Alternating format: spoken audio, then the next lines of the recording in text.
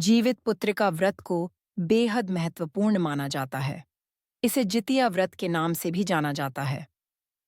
वैदिक पंचांग के अनुसार दिन बुधवार 25 सितंबर 2024 को यह व्रत मनाया जाएगा।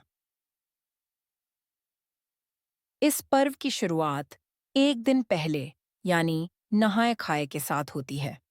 ऐसा कहा जाता है कि यह व्रत माताएं अपनी संतान की सलामती के लिए रखती हैं। इस कठिन व्रत का पालन करने से बच्चों को स्वास्थ्य और समृद्धि की प्राप्त होती है। वहीं इस दिन जितिया व्रत कथा का पाठ भी अवश्य करना चाहिए, जो इस प्रकार है। जितिया व्रत कथा।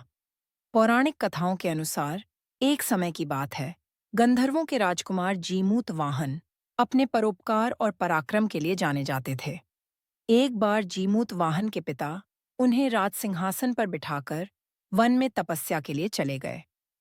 लेकिन उनका मन राजपाट में नहीं लगा, जिसके चलते वे अपने भाइयों को राज्य की जिम्मेदारी सौंपकर अपने पिता के पास उनकी सेवा के लिए चले जा पहुंचे, जहां उनका विवाह मलयवती नाम की कन्या से हुआ। एक दिन भ्रमण करते हुए उनकी भेंट एक वृद्ध स्त्री से हुई, जो नागवंश से थी। वह बहुत ज्यादा दुखी और डरी हुई थी।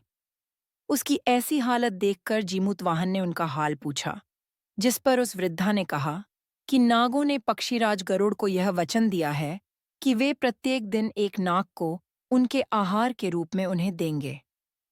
उस स्त्री ने रोते हुए बताया कि उसका एक बेटा है, जिसका नाम शंखचूड़ है। आज उसे पक्षीराज गरुड़ के पास आहार के रूप में जाना है। जैसे जीमूतवाहन ने वृद्धा की हालत देखी, उन्होंने उसे आश्वासन दिया कि वो उसके पुत्र के प्राणों की रक्षा जरूर करेंगे। अपने कहे हुए वचनों के अनुसार जीमूतवाहन पक्षीराज गरुड़ के समक्ष गए और गरुड़ उन्हें अपने पंजों में दबोचकर साथ ले गए। उस दौरान उन्होंने जीमूतवाहन के कराहने की आवाज सुनी और वे एक पहाड़ पर रुक गए, जहां जीमूतवाहन ने उन्हें पूरी घटना बताई। तब पक्षीराज उनके साहस और परोपकार को देखकर दंग रह गए और प्रसन्न होकर उन्होंने जीमूतवाहन को प्राणदान दे दिया। साथ ही उन्होंने यह भी आश्वासन दिया कि वे अब किसी नाग को अपना आहार नहीं बनाएंगे। तभी से संतान की सुरक्षा और उन्नति के लिए जीमूतवाहन की पूजा का विधान है, जिसे लोग आज जितिया व्रत के नाम से भी जानते हैं। कहा जाता है कि इस कथा के बिना जितिया व्रत अधूरा होता है, इसलिए इसका पाठ जरूर करना चाहिए।